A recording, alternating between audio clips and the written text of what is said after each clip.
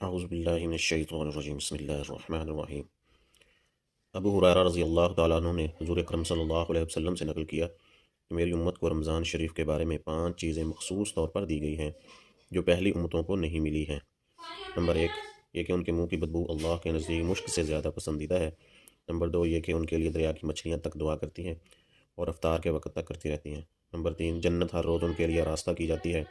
پھر حق تعالیٰ شانو فرماتے ہیں کہ قریب ہے کہ میرے نیک بندے دنیا کی مشقتیں اپنے اوپر سے پھینک کر تیری طرف آویں۔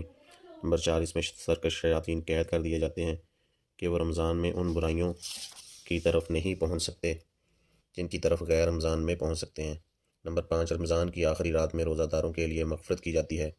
صحابہ نے عرض کیا کہ یہ شب مغفرت شب قدر ہے؟ فرمایا نہیں، کہ بلکہ دستور یہ ہے کہ مزدور کو کام ختم ہونے کے بعد مزدوری دے دی جائے۔ نبی کریم صلی اللہ علیہ وسلم نے اس حدیث پاک میں 5 خصوصیتیں ارشاد فرمائی ہیں جو امت کے لیے حق تعالیٰ شانو کی طرف سے مخصوص انعام ہوئی ہیں۔ پہلی امت کے روزہ داروں کو مرحمت نہیں ہوئی، کاش ہمیں اس نعمت کی قدر ہوتی اور ان خصوصی عطایا کے حصول کے لیے ہم کوششیں کرتے۔